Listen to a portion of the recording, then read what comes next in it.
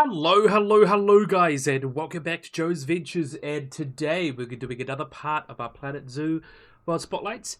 We'll be taking some of the wonderful mods people are making and use them to talk about some of the wonderful biodiversity that we share our world with. So today we're doing part 204. I can't believe we actually made it this far. We've done so many of these over the past few years.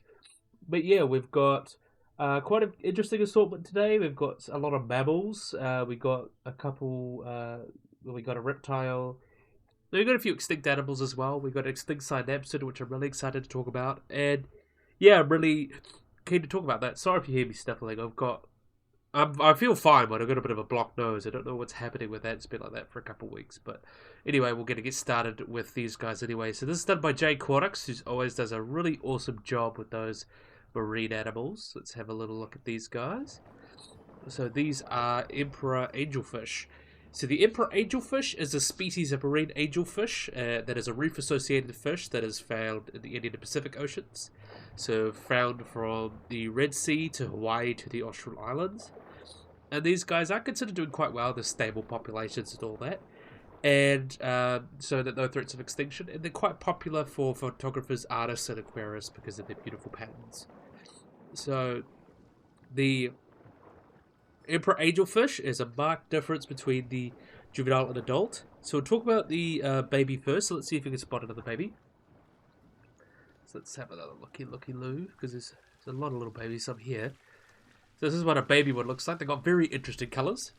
So the juvenile has a dark body, which is marked by concurrent curving lines, alternating between pale blue and white, with the smallest, which is completely enclosed within each other and located posteriorly. These lines become ventral to the anterior end, and the dorsal fin has a white margin and the caudal fin is transparent. So you can see that's what the baby looks like, and then you compare them to the adult, like the one that we're just looking at over here. Let's see if we can find it again. There we are. So the adult looks very different. So the adults are striped with blue and yellow horizontal spots to kind of go up there. Stripes, I mean. A light blue face and a dark blue mask across their kind of face there over their eyes. And a yellow caudal fin. So that's the caudal fin. That's yellow. There is a blackish band above the pectoral fins, the top of which, is at the orbit as well. And the very much yellow. Its anal fin has a dark blue background with a lighter blue horizontal stripes. And they have a maximum length of about 40 centimeters or about 16 inches in length. So they're a decent sized fish. So in terms of the distribution, they are found in the wider Indo-Pacific area. So they range from the Red Sea, across East Africa into Mozambique, a lot of the Indian Pacific islands. So they also found south the Great Barrier Reef, in Australia, New Caledonia, and French Polynesia, with vagrants actually being reported in Hawaii. And they've also been reported off the coasts of Florida and off Puerto Rico, as believed to be introductions from the eastern Mediterranean basin, but they're now found in low numbers in some localities. So that's quite cool to know. In terms of their habitat and biology, they're typically found in depths of about 1 to 10 meters, or between 3 feet to 328 feet. And the adults are found in areas where there's rich coral growths on clear lagoons or seawater reefs. They are normally observed at ledges or within caves. The subadults are frequently recorded in cavities of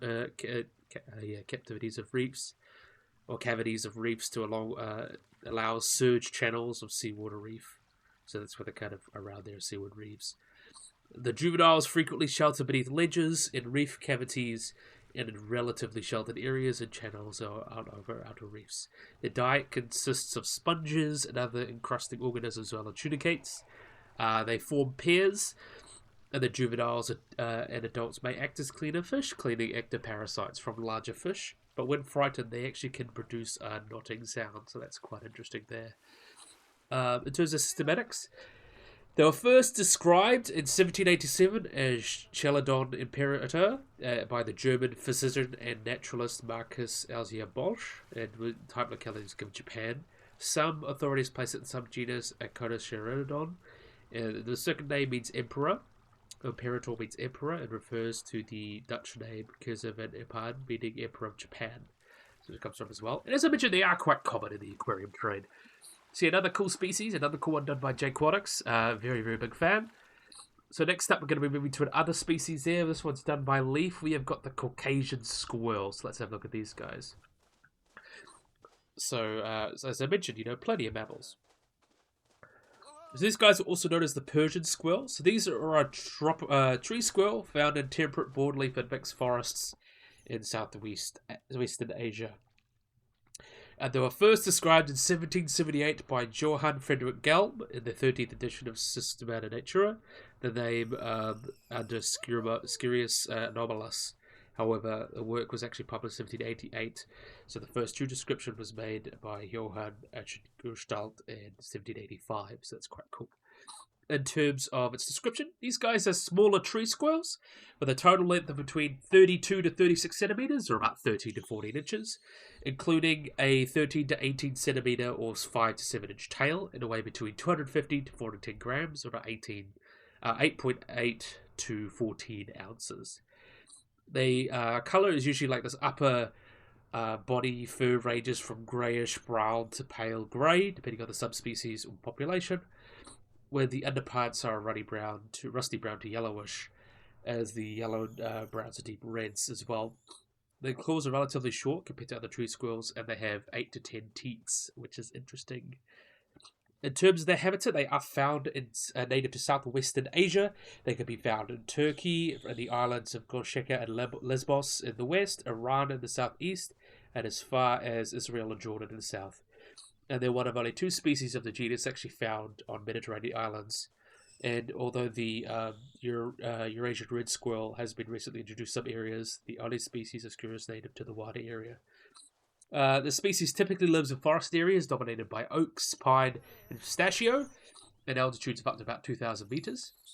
So you've got a black one there, got a melanistic individual, which is quite interesting. Okay. And there are a couple different subspecies, but I'm not sure how they actually hold up. So like other species of squirrel, they are diurnal and solitary. Although temporary groups may forage where food is plentiful, their diets will include nuts, seeds, tree shoots, and buds, with the seeds of oaks and pine being particularly favoured. Like many other squirrels, they cache their food within tree cavities or loose soil, with some landers containing up to 6 kilograms or 13 pounds of seeds. They live in trees where they mark their dens, but frequently forage on the ground, and are considered less arboreal than Eurasian tree squirrels. And they are common in tree hollows lined with moss and leaves. That's how they commonly nest. And located at about 5 to 14 meters, or about 16 to 46 feet above the ground. But nests are also sometimes found under rocks or tree roots. And their alarm calls are high-pitched and actually said to resemble those of the European green woodpecker, and they mark their territory with urine and dung. Beating occurs typically for these guys. Let's find a little baby. Let's find a little baby. There's a little baby there, who's completely black, just like his parents. So breeding occurs throughout the year, but is more common in spring and autumn. Litters range from 2 to 7, with 3 to 4 being typical, and the young are fully mature at about 5 to 6 months of age. So in terms of conservation, though, in surveys they show that they remain abundant in Turkey. However, there have been declines in the Levant region. These guides suggest the species may actually be nearly extinct within the area studied. And while the Caucasian squirrel is threatened by deforestation and poaching, the declines are not sufficient to quantify them anything other than least concern, when hunting in species is bad and things like that. So there's some minor declines in some areas, but overall they're still doing quite well. So another really cool species that we get to talk about. Definitely a big fan. So next up, we've got Great Cakes Mod, giving us another really awesome mod. We're going to be talking about another big rodent. I like to bundle things up so they're hopefully in the same sort of area. But here we've got a cool rodent. Oh, it's an elderly one, so we'll have a look at you. So this is the Groundhog, or the, woodchuck, kind of Marmota monax. So these guys are a type of large ground squirrel, which is known as the marmot. And they are a lowland creature in North America, found in the eastern United States across Canada and Alaska. It's also called woodchucks, whistlepigs, thickwood badgers, and all sorts of different names for them as well. And if you've heard the tongue twister, how much wood could a woodchuck chuck up a woodchuck could chuck a wood, that's kind of where that comes from. So they're the largest skewered in its geographical range, extending into British Columbia, where it range may be comparable to some of its somewhat larger cousins, the horay marmot. So it is one of the largest species of squirrel as well. The adults measure from about 41 to 68 centimeters, or about 16 to 26 inches in total length, with a tail of about 9 to 9 to 18 centimeters, about 3 to 7 inches. And they typically fall between 2 to 6.3 kilograms, or about 4 pounds to 13 pounds on average. Males tend to be slightly larger than females, though, and they are considered heavier during autumn. God, damn, you're running fast. I don't know what's up with you. Is that up to me? No, that's just it being a weirdo. Let's just have a look at this one. This one seems to be running around alright. Yeah. They are considered heavily during autumn, where they emerge from hibernation. Adult males average year round at about 3.83 kilograms, or 8 pounds, and then spring weight will be 3 to 5 kilograms, with the females averaging about 3 kilograms, and they get the heaviest point, in spring, where they get ready to, sleep for the winter. Seasonal weights reflect the sarcanial deposits of use of fat, and they have 4 incisors that each grow about 1.5 millimeters per week, and that constant usage allows them to break them down. And they're also quite well adapted for digging, using their broad long claws and powerful short legs to dig. And they have shorter tails than other species of ground squirrel, that with only about 1/4 of their body length. So in terms of their habitat, they do like lowland habitats, unlike other marmots that tend to live in more rocky mountain areas. These guys do have a quite wide range. They prefer open country on the edge of woodlands, rarely being found far from fire entrance, and they're typically found on small woodlots, elevation forests, hedgerows, fences, and prairies. They construct their dens in well-drained soil, and most groundhogs have summer and winter dens, and though human activity has increased food access and abundance, it actually allowed the species to thrive, so that's quite interesting. So in terms of their behaviour, they are quite interesting.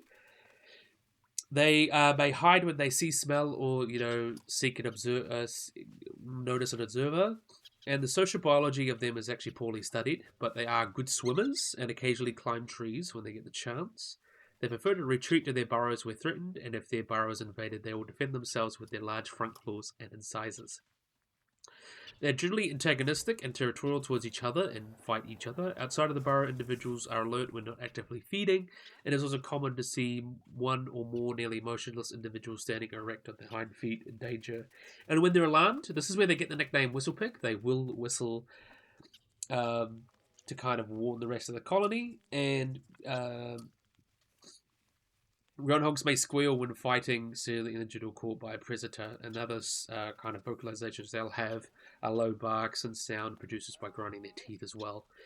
And they've been observed on a couple of occasions upright play fighting, where they kind of stand up and then fight each other or push each other around, and it may be part of their behavior repertoire to establish dominance and things like that. In terms of their diet, they are mostly herbivorous. They eat a wide variety of grasses and other vegetation, so things like berries, bark, leaves, and agricultural crops when available. In early spring, they tend to prefer dandelion and coltsfoot. Some of the things they'll other eat is also buttercup and raspberries, mulberries, buckwheat, plantain, alfalfa, and clover. And they'll also supplement their diet with small animals such as grubs, grasshoppers, snails, and even bird eggs and baby birds. But they're not as omnivorous as other species of, ground squirrel. So they are much more traditionally herbivorous. An adult groundhog, I don't know what you're doing under the ground. I think we'll have to. It's probably just trying to run around and learn things. Let's put you over here. I'll have a look at you. So an adult groundhog can eat more than a pound of food a day. And in early June, their metabolism will slow, and their food intake will increase, and their weight will increase as much as 100% as they kind of store fat for winter. And as they're storing food, they actually stuff themselves to survive the winter without eating, though they do not drink water. They're reported to tame liquids from edible plants, aided with sprinkling of rain and dew and things like that. In terms of their burrows, they do have excellent burrows as well. Using burrows for sleeping, rearing young and hibernating, and these burrows can have about 2 to 5 inches, and that provides groundhogs with the primary means of escape from predators. So the volume of earth removed by these guys is an average of 6 cubic feet per day. And the longest burrow is measured about 7 meters, which is quite interesting. And though they are the most solitary of all the marmots, several individuals may occupy the same burrow. And burrows can pose a serious threat to agricultural and residential development as they damage farm machinery and even undermine building foundations. So there's kind of a lot of ways that you've got to learn to live with the woodchucks in America, things like that. The burrows, as I mentioned, used for safety, retreat to bad weather, hibernating, sleeping, mating, and nursing. And they do have an excrement changer where they kind of, go out and poo and pee in. The hibernation nest chamber is lined with dead leaves and grasses, and the nest chamber may be about 3 feet below the surface. Also, it's about 16 inches or 41 centimeters and 14 inches, 30 centimeters high. And there's typically 2 openings, with one being a main entrance and the other being a side hole as well. And also, young groundhogs, as a few months old, they kind of prepare for separation. They'll dig a number of holes in the area of the early home. Some of these holes are only a few feet deep, but that's kind of like how they learn to dig holes and things like that. That's quite cool. And abandoned groundhog burrows are actually quite important for other species. They can be used by rabbits, cottontail rabbits, raccoons, foxes, river otters, chipmunks, and a wide variety of small mammals, snakes, and birds. So they're quite important in the ecosystem for that. And they're actually one of the few species that enter true hibernation, and they often will build a separate winter burrow to do so. They build a burrow usually in wooded or bushy areas below the frost line that remains a stable temperature well above freezing during the winter months. In most areas, though, they hibernate from October to March to April, but in more temperate areas, they may hibernate a little bit less. They tend to hibernate longer in more northern latitudes and southern latitudes, and to survive their maximum weight shortly, they must be their maximum weight before entering hibernation. And when the groundhog enters hibernation, there's a top-rated body temperature that's as low as 35 degrees Fahrenheit, and their heart rate falls to 4 to 10 beats per minute, and they only take a breath every 6 minutes. That kind of helps them hibernate. And they'll experience periods of torpor and arousal, and hibernating woodchucks lose as much as half their body weight by February, and then they emerge with some remaining body fat, and then they kind of go and eat food as well. Males will emerge from the hibernation as well before females. And in terms of reproduction, as I mentioned, they are the most solitary of all the marmot species. They do live in aggregations, though. It kind of varies. Some do not. They do not really form stable long-term pair bonds. Let's see if we can find a baby as we talk about them. So they do not form these long-term pair bonds. And during main season, male-female interactions are limited to breeding. And even though there have been some different organizations between them. Usually they breed in their second year, but a small portion may breed in their first year. And their breeding season extends from early March to mid to late April after hibernation. And they're polygamous, but only alpine and woodchuck marmots females have been shown to mate with multiple males. A mated pair, sorry about that, remains in the same den for about 31 to 32 days gestation period. When the birth of the young approaches April or May, the male will leave the den. Usually 1 litter is produced annually, and female woodchucks give birth to 1 to 9 offspring, with both litters ranging between 3 to 5 pups. Groundhog mothers introduce the young to the wild once their fur is grown, and at this time the father groundhog comes back to the family. By the end of August, the family breaks up, leaving with a larger number scattered to burrow their own. So that's quite cool. In terms of the health and mortality, they can live up to about 6 years in the wild, with 2 to 3 being the average age, but in captivity they live up to 14 years. Human development often leads vacant spaces near forests, which are indigenous to groundhogs. So that shows that groundhogs in well-developed areas are nearly free of humans, other than humans or mid-sized dogs. Like, they actually may suffer from parasitism sometimes and die from for bacteria and viruses from vectors as well. And they're an important source of game. They're regularly killed for sport, food, and fur.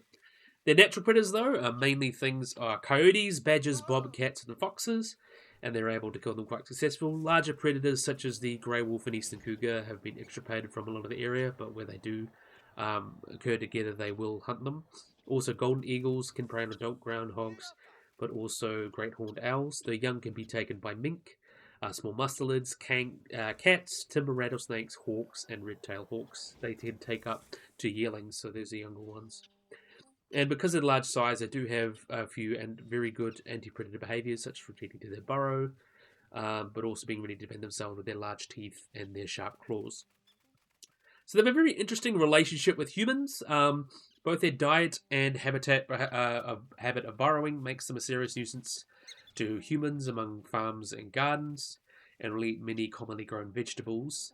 And very often, though, they can provide, as I mentioned as well, their dens can provide homes to many other different species, such as skunks and red foxes and rabbits and all those things. So they're quite important in that regard. So they're quite important in the ecosystem.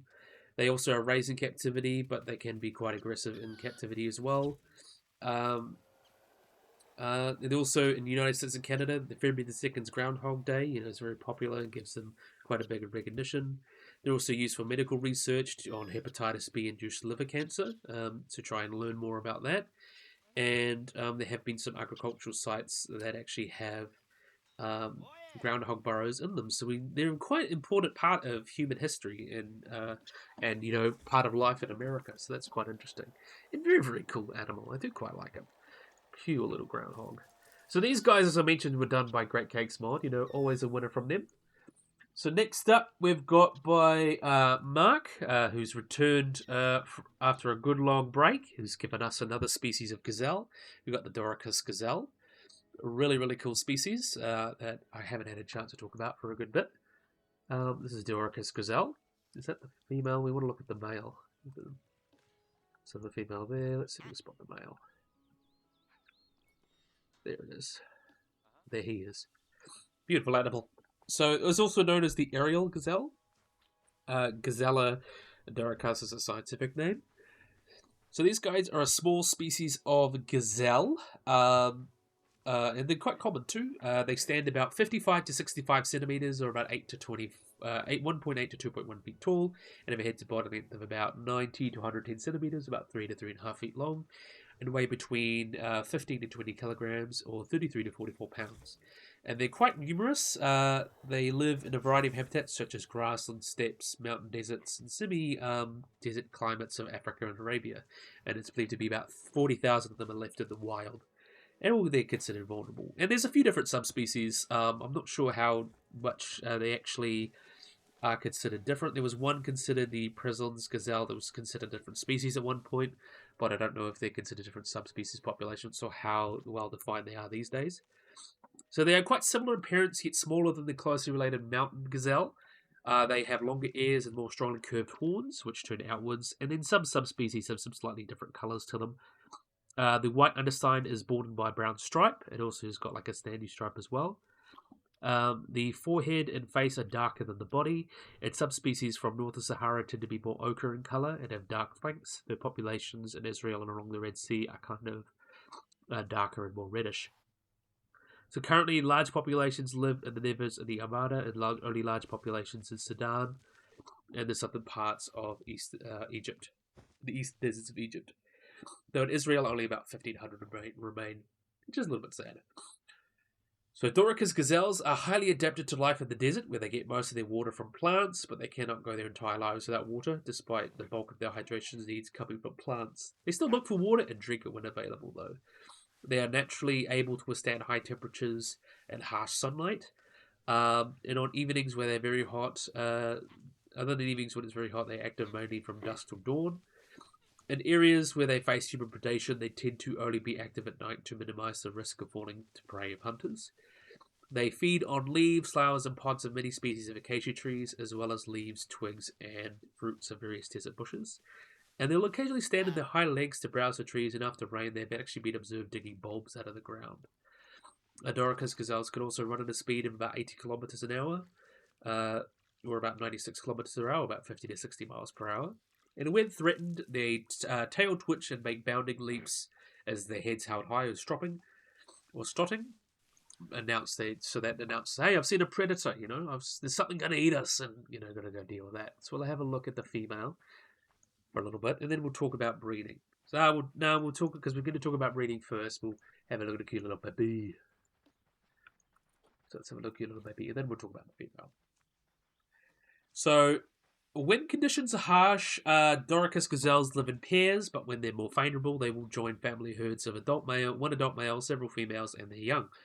During breeding season, adult males to be territorial and will mark their territory with dung middens. In most parts of the range, they will breed from September to November, and they take about 6 months to gestate, and then a single fawn is born, and though sometimes twins are recorded. They are well developed at birth with their fur and eyes open, so they're able to pretty much run and stand within their first hour, and then suckle on their first day of life.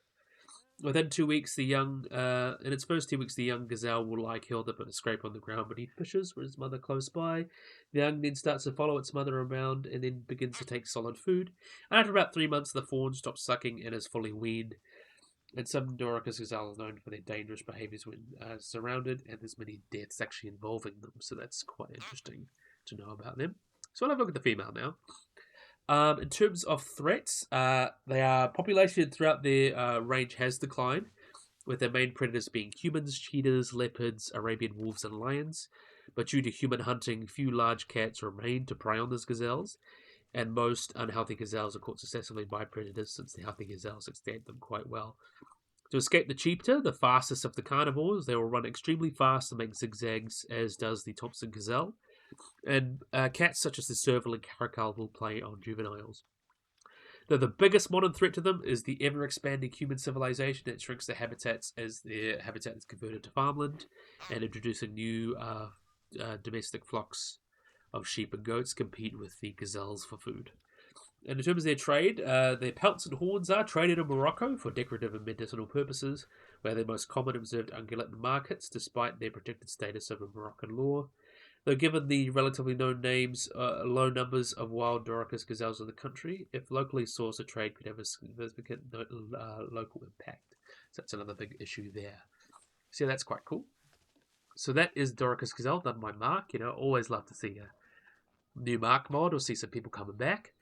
So next up, we're going to be moving on to the New Guinea crocodiles. This one's done by a new modder, Sky Polaris. So we've got a new modder there, so I'm quite excited to talk about this one. So the New Guinea crocodile, or Crocodilus novaguineae. So let's have a look at these ones here. So these guys are a small species of crocodile found in New Guinea, north of the mountain ridge that runs along the centre of the island. So they're kind of found north of that. This population in the south was actually considered to be a genetically distinct population, is now considered its own species, the Hall's New Guinea crocodile. And they used to include the Philippine crocodile all as one species, and now they're three, so that shows as well how interesting they are.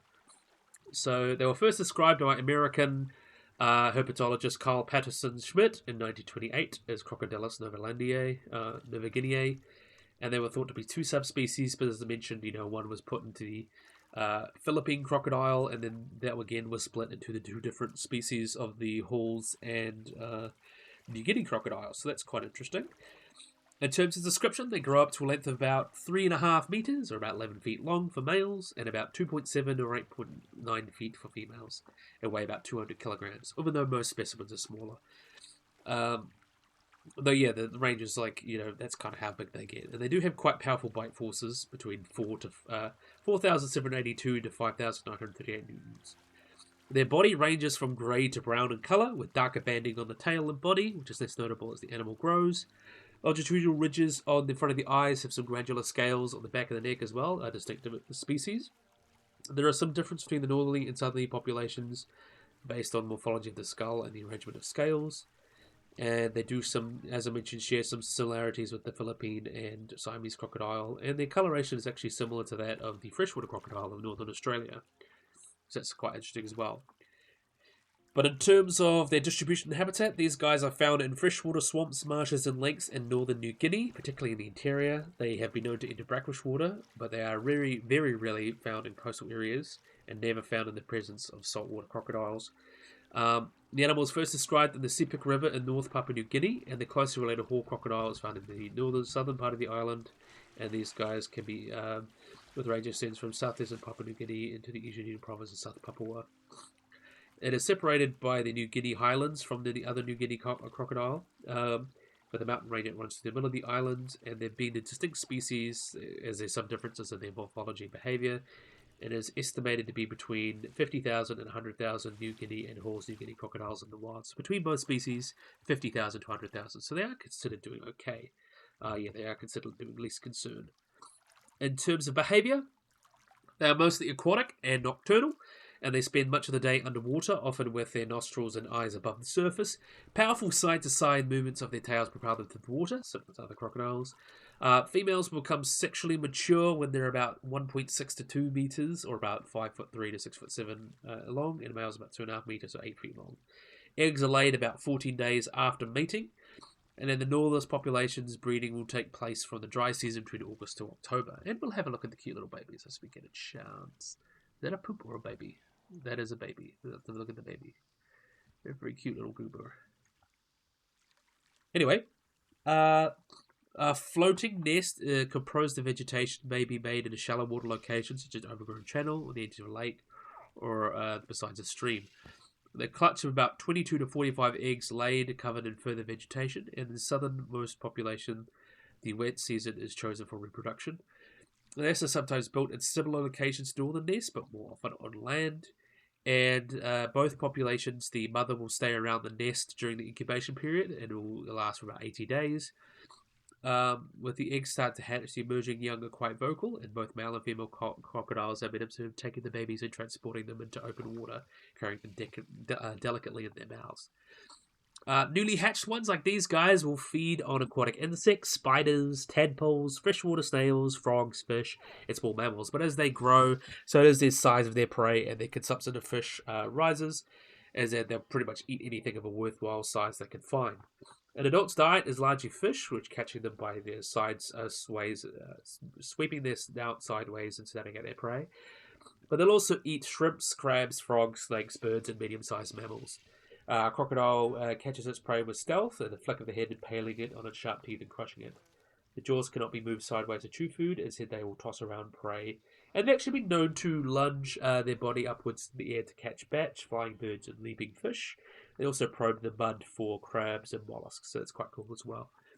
Adults can also make quite a wide range of vocalizations. So little babies do their little quack, quack, quack kind of thing, like that, exactly.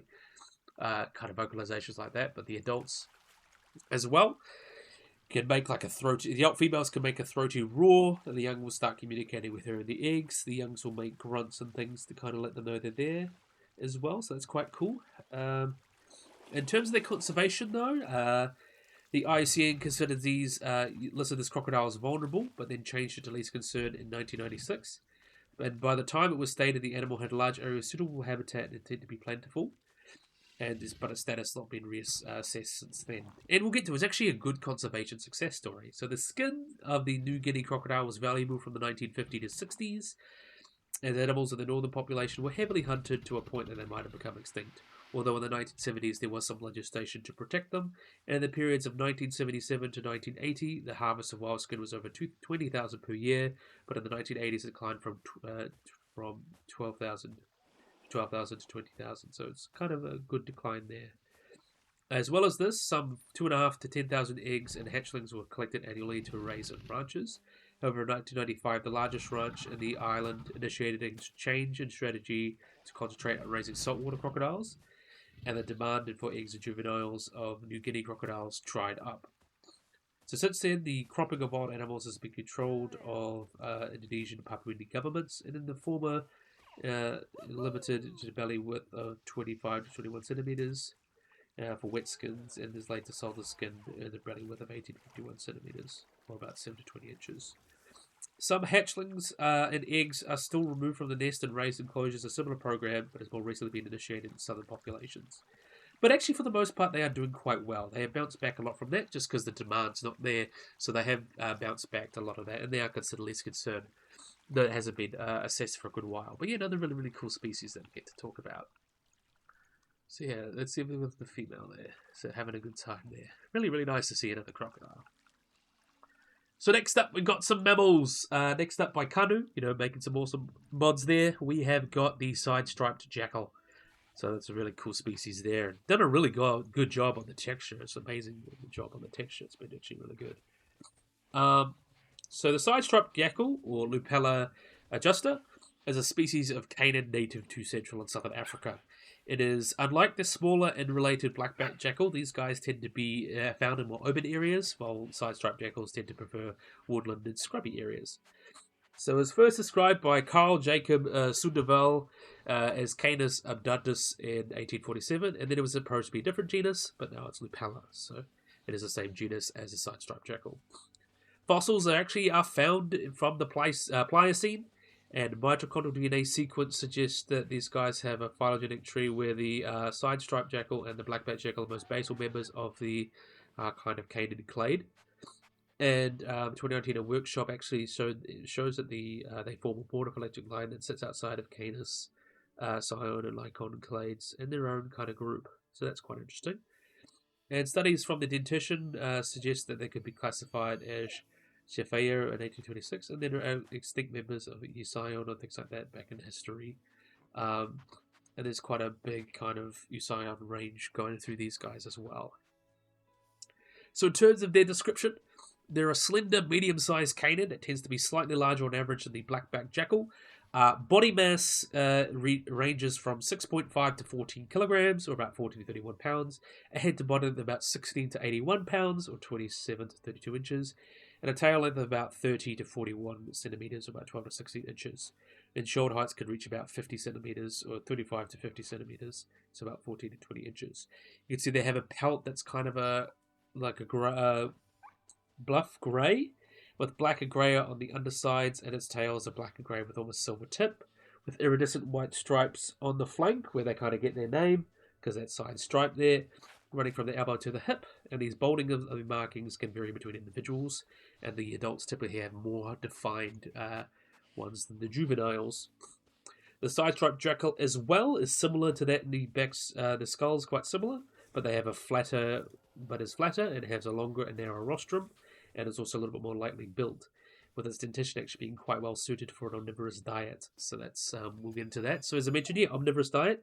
They tend to be less carnivorous than the other jackal species, and a highly adapted omnivore, which dietary preferences change depending on where they are, depending also on seasonal and local variation. It tends to forage solitarily, but family groups of 12 jackals have been seen feed together in western Zimbabwe. In the wild, they feed frequently on invertebrates during the wet season and small mammals in the dry months, things like spring hares. They are frequently scavenge from campsites and the kills of larger predators, and in the wild, fruit is taken exclusively in season, while in rural areas about 30% of their diet.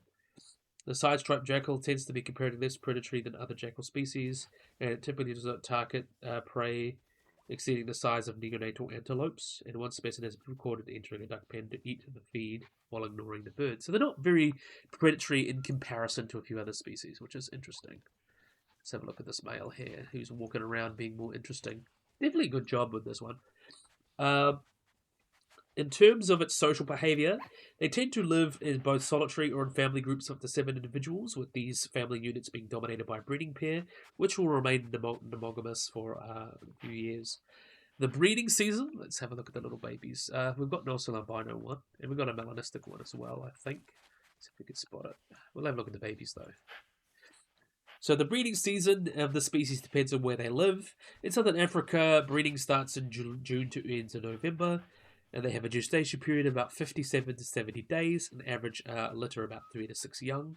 These young will reach sexual maturity about 6 to 8 months, and typically will begin to leave at about 11 months old. And the side-striped jackal is actually one of the few mammals that mate for life, so they will have a monogamous bond and live together for their whole lives, which is quite interesting in that regard.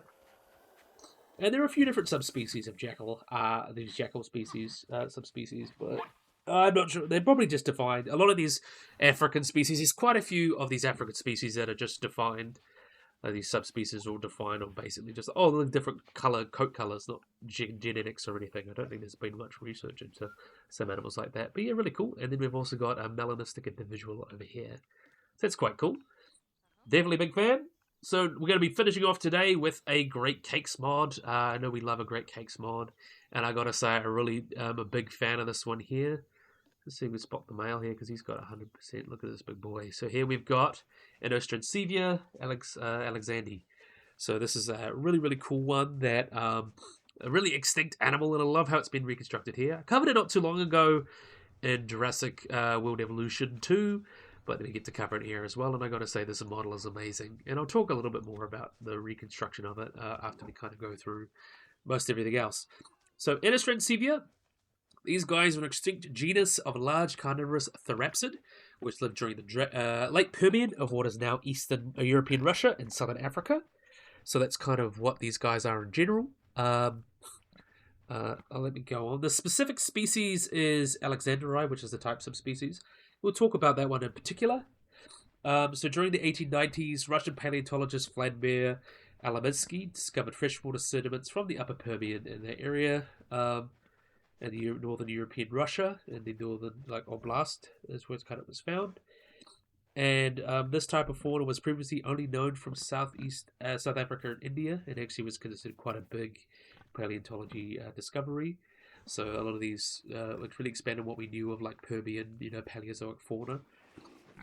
The first excavations began in 1899, and several of the findings were sent to Warsaw. So his companion did it as well. It helped. And the research stopped during the start of World War One, and then events that kind of go through as well. And then during World War Two, these kind of parts of the fossil collection were taken to Moscow.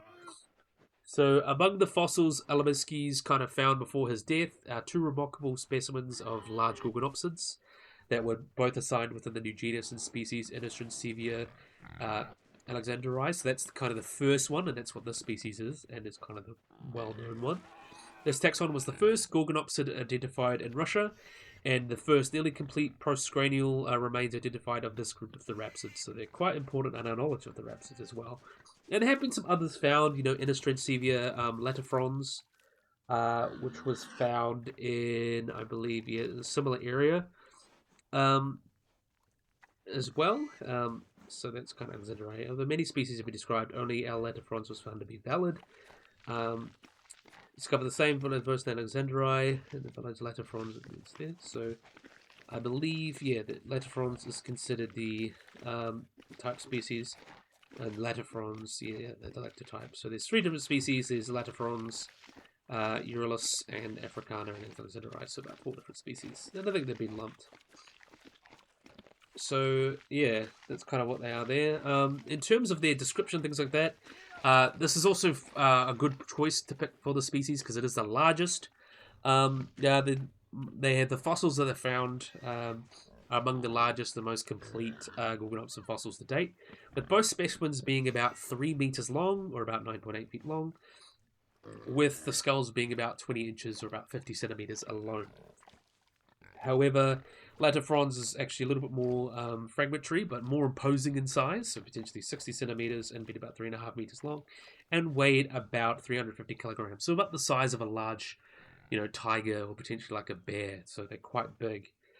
There's some other species. I'm not going to go too much into them. Skull and teeth, you can see they've got very similar skulls to other gorgonopsids. A big boxy skull, broad back skull, raised and elongated snout, small eye sockets, and thin cranial arches. They've also got saber teeth here. That's a kind of the first saber teeth in history, so that's quite cool in there as well.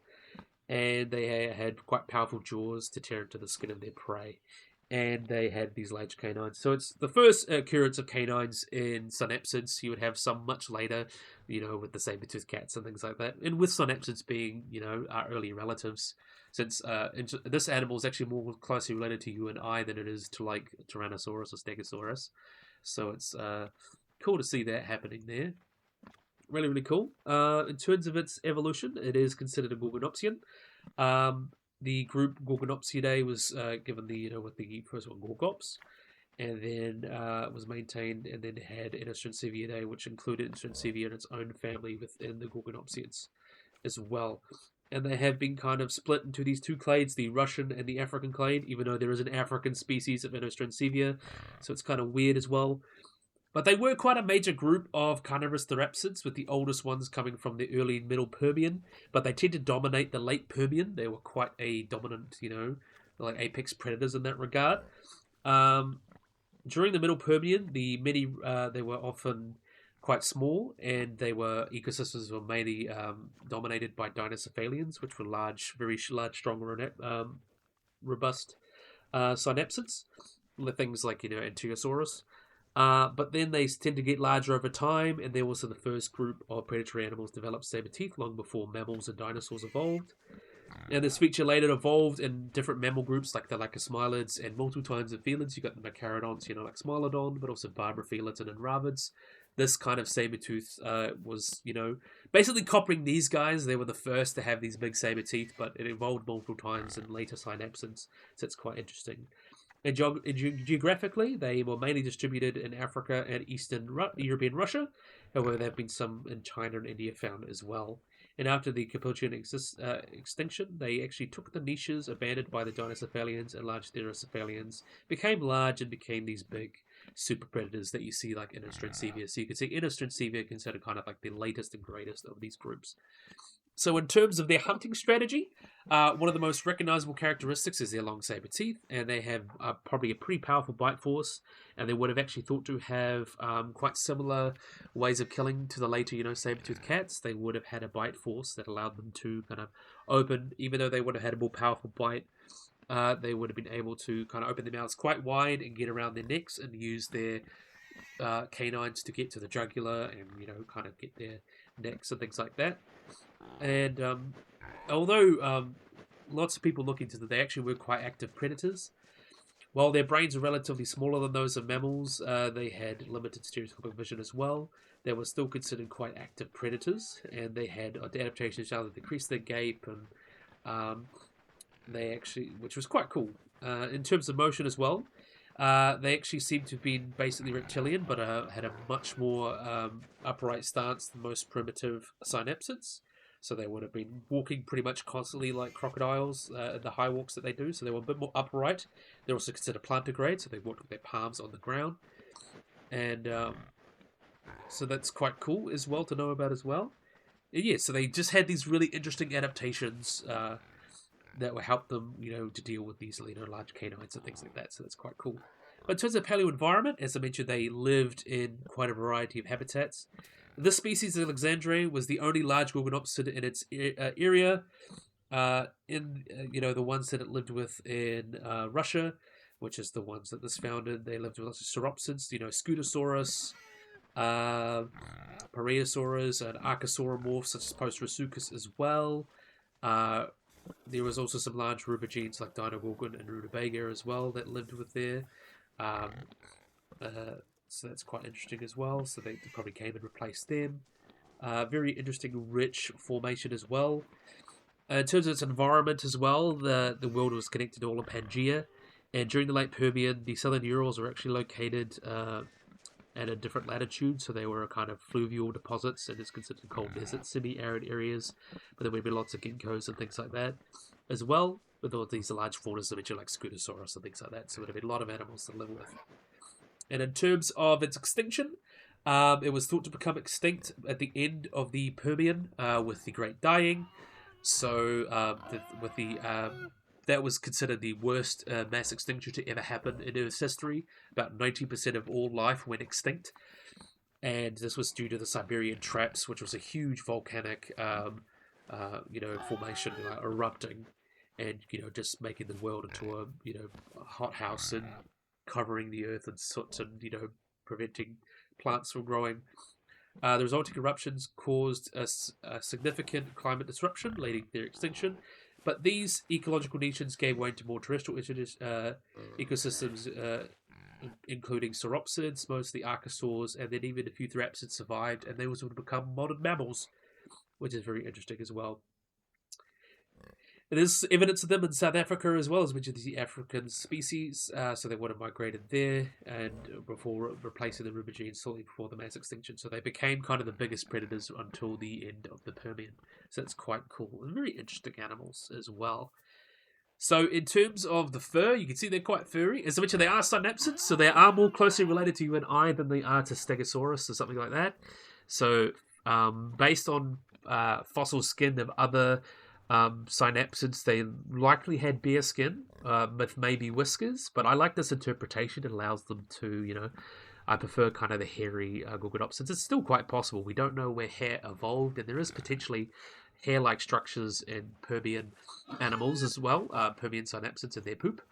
So it's possible that hair could have been as early as the Permian. So this is likely, not based on, it's speculative, but it's not impossible based on some evidence we have.